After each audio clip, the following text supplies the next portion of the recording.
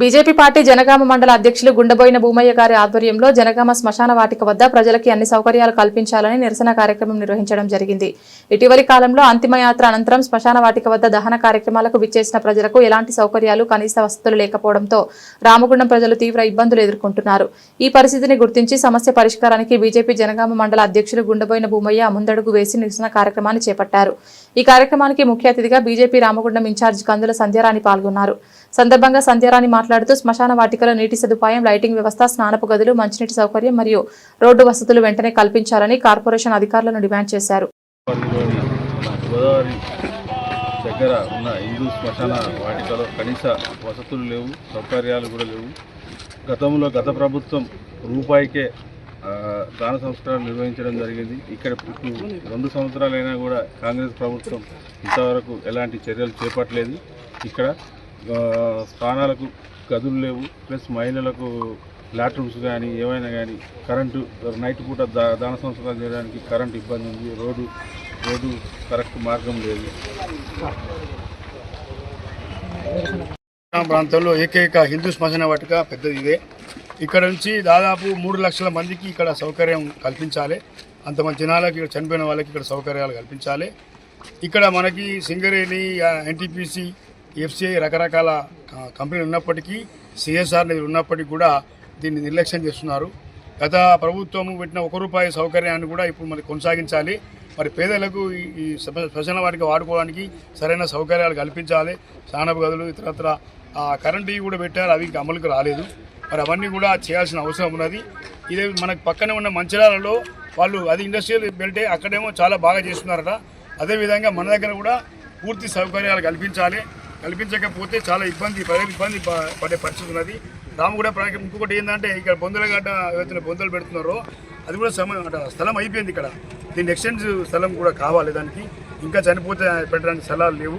కాబట్టి పక్కన ఉన్న స్థలం ఉంది, అది ఎట్లో గట్ల దాన్ని చేసి ఇదంతా కూడా ఎక్స్టెండ్ చేసి అందరికీ అన్ని సౌకర్యాలు, చనిపోయిన వాళ్ళందరికీ కూడా రాత్రి పగలు కూడా మరి లైటింగ్ ఏర్పాటు చేసి, నీళ్ళు స్నానపు గదులు లేవు, మహిళలకు గదులు లేవు. అలాగే ఈ 10 రోజులు కార్యక్రమం చేసుకున్నప్పుడు వాళ్ళకి రూములు, వంట చేసుకుని తిరిగి కార్యక్రమం చేసుకొని కూడా ఇక్కడ సౌకర్యాలు సరిగా లేవు. అవన్నీ ఏర్పాటు చేసి ఇక్కడ ప్రజల యొక్క సమస్యలు, శ్మశాన వాటిక యొక్క సమస్యలు వెంటనే పరిష్కరించాలి. దీనికోసం అవసరమైతే వెంటనే మీరు మున్సిపల్ సిబ్బంది మరియు మిగతా సంబంధిత పరిశ్రమల వాళ్ళందరినీ కూర్చోబెట్టి మాట్లాడి వెంటనే దీని పరిష్కారం చేసి యొక్క సమస్యలను పరిష్కరించాలి. లేని పక్షంలో రాబోయే రోజుల్లో భారతీయ జనతా పార్టీ ఆధ్వర్యంలో ఇటువంటి కార్యక్రమాన్ని ఇంకా పెద్ద ఎత్తున చేపట్టేందుకు మేము అవకాశం తీసుకొని ముందుకెళ్తాము. జై భారత్ మాతకి జై. గోదావరి కనిలో గోదావరి పంప్ హౌస్ వద్ద ఉన్నటువంటి హిందూ శ్మశాన వాటిక, మరి ఇక్కడ అనేక ఇబ్బందులతోటి ఇక్కడ ఎవరైతే మరణిస్తారో ఆ మరణించిన తదనంతరం దహన సంస్కారాల కొరకు వచ్చేటువంటి ప్రతి ఒక్కరు కూడా అనేకమైనటువంటి ఇబ్బందులు పడుతూ ఉన్నారు. అయితే పేరు గొప్ప ఊరు దిబ్బ అన్న చందంగా అన్నీ ఉన్నా ఇక్కడ అల్లుని నోట్లో శనున్నట్టుగా ఇటు ఆర్ఎఫ్సిఎల్ కావచ్చు, ఇటు ఎన్టీపీసీ కావచ్చు, సింగరేణి కావచ్చు, ఇన్ని సంస్థలు ఉన్నాయి. పేరుకేమో ఇండస్ట్రియల్ కారిడార్ రామగుండం అని మాట్లాడుకుంటాం. కనీసం ఇవాళ పాప కర్మలను అనుభవించి మనిషి పుట్టినప్పటి నుండి చనిపోయే వరకు కూడా అనేక ఇబ్బందులు పడతాడు. మరి మరణించిన తర్వాత కనీసం ఇక్కడ దాన సంస్కారాల కొరకు వస్తే కూడా ఇక్కడ అనేకమైనటువంటి ఇబ్బందులు. ఇవాళ కనీసం ఇక్కడ శానిటేషన్ లేదు. ఇవాళ ఇక్కడ దహనం చేయడానికి ఎవరైతే కుటుంబ సభ్యులు వస్తారో వాళ్ళకి స్నానాలు చేయడానికి ఇవాళ సౌకర్యాలు లేవు. ఇవాళ కనీసం హిందూ శ్మశాన వాటిక అనే ఒక బోర్డు కూడా సరిగా లేదు. తర్వాత ఎవరైతే ఈ గోదావరికంలో దాదాపు 30-40% అందరూ కూడా కిరాయిలకు ఉంటారు. ఇవాళ చనిపోయిన తర్వాత ఇళ్లల్లో ఇలాంటి కార్యక్రమాలు, అశుభానికి సంబంధించిన కార్యక్రమాలు చేయనియరు. మరి వాళ్ళు వచ్చి ఇక్కడ ఏదన్నా 3వ రోజు, 5వ రోజు, 9వ రోజు ఏదన్నా కార్యక్రమాలు చేద్దామన్నా కనీసం ఇక్కడ రూమ్స్ కావచ్చు, బాత్రూమ్స్ కావచ్చు, స్నానపు గదులు కావచ్చు, ఇక్కడ ఆ కార్యక్రమాలు చేసి నలుగురికి కూర్చోబెట్టి పెట్టేటువంటి కార్యక్రమాలు కావచ్చు, దేని కొరకు కూడా కనీసం ఇవాళ రోడ్డు సౌకర్యం కూడా ఇక్కడ లేదు. ఇవాళ నిజంగానే ఇన్ని వేల మొక్కలు పెట్టినామని చెప్పి ప్రతి ఒక్కరు స్టేట్మెంట్లు ఇస్తారు. ఇవాళ ఎన్టీపీసీ, సింగరేణి తదితర ఇవాళ ప్రభుత్వానికి సంబంధించినటువంటి. కానీ ఇవాళ కనీసం ఇక్కడ మంచి మొక్కలు పెట్టచ్చు. ఇక్కడ వాళ్ళ అనేక రకాలుగా దీన్ని మంచి చేసేయడానికి చాలా అవకాశాలు ఉన్నప్పటికీ వాళ్ళ కేవలం నిర్లక్ష్యంతో ఇలా మేము ఎమ్మెల్యేను కూడా ఇవాళ సూటిగా ప్రశ్నిస్తూ ఉన్నాము. మీరు ఇవాళ ఈ కూల్చివేతల పేరుతోటి గుళ్ళు ఇల్లు క్వార్టర్లు కూలుస్తూ ఉన్నారు కదా, ఇవాళ కూల్చుడు కాదు కట్టుడు నేర్చుకోండి. మీరు హిందూ శ్మశాన వాటికలో వసతులు కల్పించండి ఇక్కడ ప్రజలకి. ఇవాళ ఈ గోదావరి కని ప్రజలందరికీ ఉన్నది ఇది ఒకటే శ్మశాన వాటిక.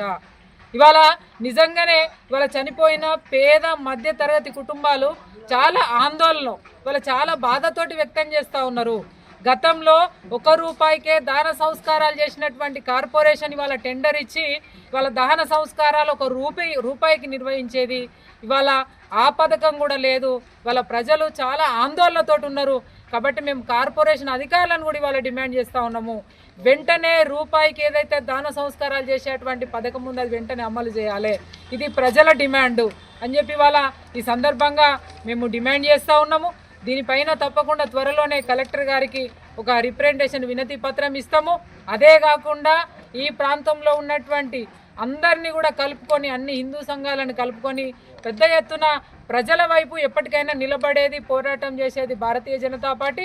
కాబట్టి రేపు భవిష్యత్తు లోపల ఇంకా పోరాటాన్ని కార్యరూపాలు దాల్చుతూ మరి అనేక విధాలుగా కార్యక్రమాలను కూడా చేస్తామని చెప్పి ఈ సందర్భంగా హెచ్చరిస్తూ వెంటనే అధికారులు మొద్దు నిద్ర వీడాలి, వచ్చి ఇక్కడ ఉన్నటువంటి శ్మశాన వాటికని పర్యవేక్షించి ఇక్కడ లోపాలన్నీ కూడా సరిచేయాలని చెప్పి మేము ప్రజలందరి తరపున డిమాండ్ చేస్తూ ఉన్నాము.